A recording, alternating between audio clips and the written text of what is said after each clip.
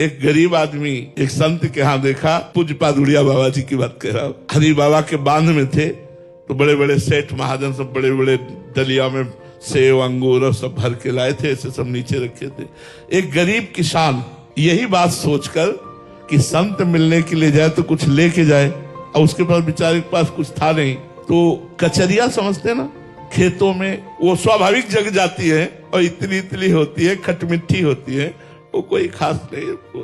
वो 5 कचरिया पकी हुई बांध के लाया, और जब सभा में आया देखा कि उनके सामने इतने बड़े बड़े लोग बैठे हैं, इतने अंगूर सेव संतरा सब, तो ऐसे कचरिया छुपा के बैठ गया, अंदर से रोने लगा, काश भगवान मुझे भी सामर्थ्य दिए होते तो बाबा के सामने जाता और मैं भी बाबा को भेंट देता।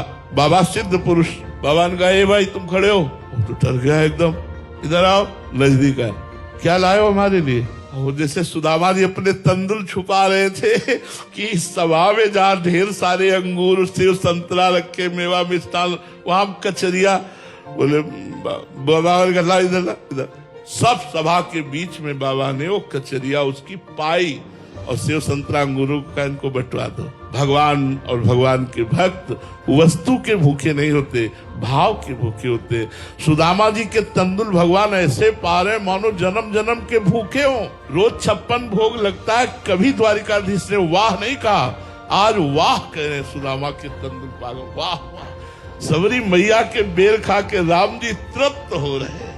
अखिल ब्रह्मांडों को तृप्त करने वाला परमात्मा सबरी के बेर पाके तृप्त हो रहा है।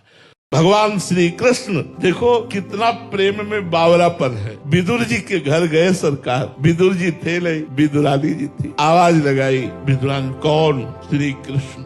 मेरे इष्ट पधारे, बैठाला, उनकी भाव दशा बदल। मेरे प्रभु आए, मेरे प्रभु आए, मैं रात दिन जिनका चिंतन करती हूँ, जिनकी बाट जो होती रहती हूँ, आज वो मेरे प्रभु और आंसुओं की धार चल रही। प्रभु ने कहा ऐसे ही बैठी रहोगी या कुछ खवाओगी? मुझे भूख लगी है। ये वो प्रभु बोल रहे हैं जो अभी दुर्योधन से बोल करके आ रहे हैं। दुर्योधन ने कहा चलो महल, कुछ भोगराग हो जाए। तो भगवान ने कहा दुर्योधन ये भोगराग 2 स्थिति में होता है, एक तो अभाव में और एक भाव में। मेरे में अभाव नहीं, तेरे में भाव नहीं। मुझे भूख नहीं लगी, मैं कोई भिक्षुक नहीं कि मैं भूखा तेरे पास जाऊं, और तेरे में भाव नहीं। या तो कोई प्रीति परवश होकर पाता है या तो दरिद्रता परवश होकर के पाता है, ये दोनों भाव मेरे में नहीं। और भगवान चले आए, यहाँ आके बोल रहे हैं मुझे कुछ पवाओ, भूख लगी है। क्यों?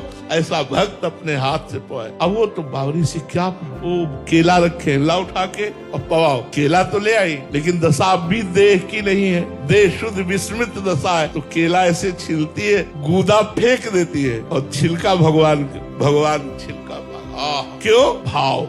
इतने में विदुर जी को पता लगा कि प्रभु आपके घर गए, दुर्योधन के महल नहीं गए। भागते हुए विदुर जी आए तो वहां दशा देखी कि उसकी जो गूदा है केले का वो तो बाहर पड़ा हुआ है, और प्रभु को ये छिलका पर बोले, अरे बावरी ये क्या कर रही तू? हाथ से छीना और छिला, और भगवान ने कहा काका अब वो स्वाद नहीं आ रहा अब वो स्वाद नहीं आ रहा। तो बात वस्तु की नहीं है, बात भाव की है। आप भाव में भरे हुए तन मन प्राण संत को समर्पित किए हुए जा रहे हैं, यही सबसे बड़ी बात है, यही सबसे बड़ी बात। एक बार पूज्यपाद उड़िया बाबा का बड़ा यश हो रहा था, तो कुछ जो वास्तविक साधुता को प्राप्त नहीं है और संत वेश में है, उनको जलन हुई। वैसे दूसरे की यश कीर्ति सुनकर खुशी होनी चाहिए, पर जिनके हृदय में द्वेष होता है, हृदय मलिन होता है, उनको जलन होती है प्रशंसा सुनकर। तो एक आदमी को अच्छी मुद्राएं दी और कहा प्रवचन जब कर रहे हो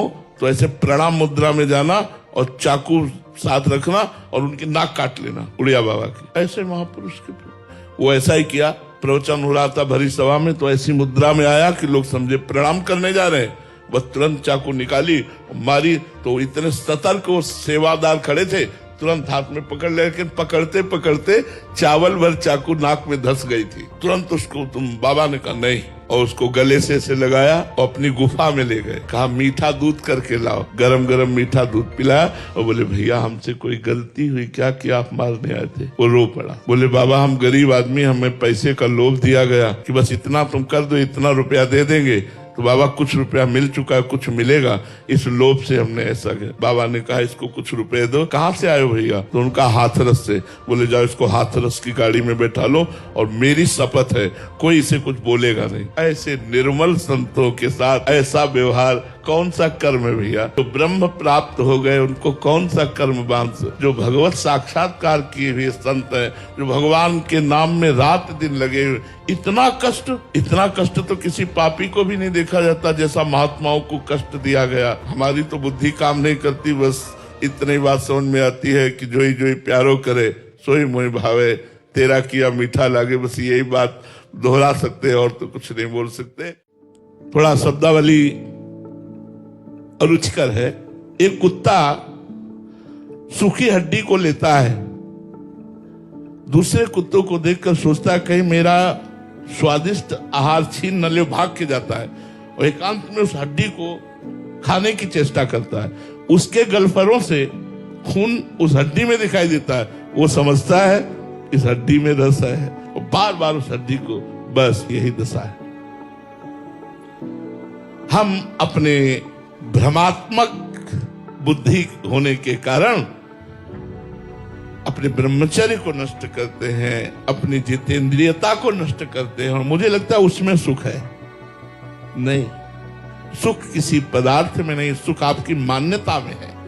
ध्यायतो विषयान् पुंसास् संगास्ते सुपजायते, संगात् संजायते कामा, कामात् क्रोधो विजायते, क्रोधात् भवति सम्मोहा, सम्मोहा स्मृति विभ्रमा, स्मृति भ्रंशात् बुद्धिनाशो, बुद्धिनाशात् विनाशति। विषयों का ध्यान अगर ना हो और फिर विषय को भुगाया जाए, अगर उसमें सुख की अनुभूति हो तो मुझे बता दो।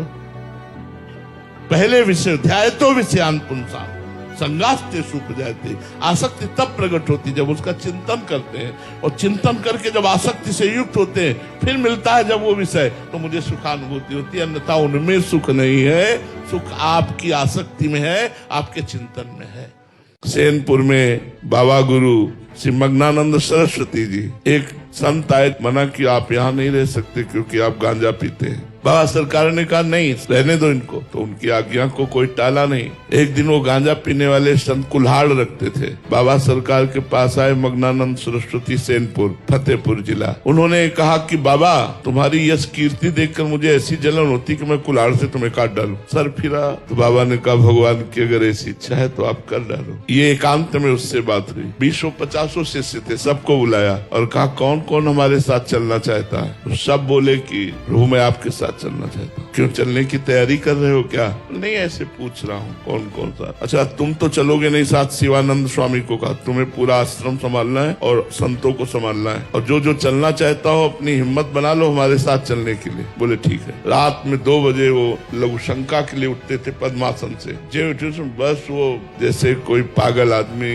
ऐसे मार मार कुल्हाड़ के, बाबा सरकार के 2500 कुल्हाड़ मारे और एहसास मात्र हो रहे शरीर, ऐसा शरीर था। फिर अंदर घुसा, जो जो महात्मा मिला मार मार करके सब कुल्हाड़ों 20 को खून खून कर दिया। सब पधार गए और वो भाग गया। क्या लीला है, क्या लीला है, कैसे समझ में आएगी? गुरु अर्जुन देव को कितना कष्ट दिया जा रहा है, गुरु तेग बहादुर सिंह बलिदान, ये सब क्या है? अगर हम ये सब समझने चलेंगे ना तो हमारी श्रद्धा में फर्क पड़ने की संभावना है। तो ये लीला है भगवान की। हम मानते हैं कि अपने संतों के साथ भगवान ये प्रतिकूलता रूपी लीला करके जगत को दिखाते हैं कि ऐसी भी परिस्थिति में हमारे भक्त की स्थिति क्या होती है, हमारे संत की स्थिति क्या होती है।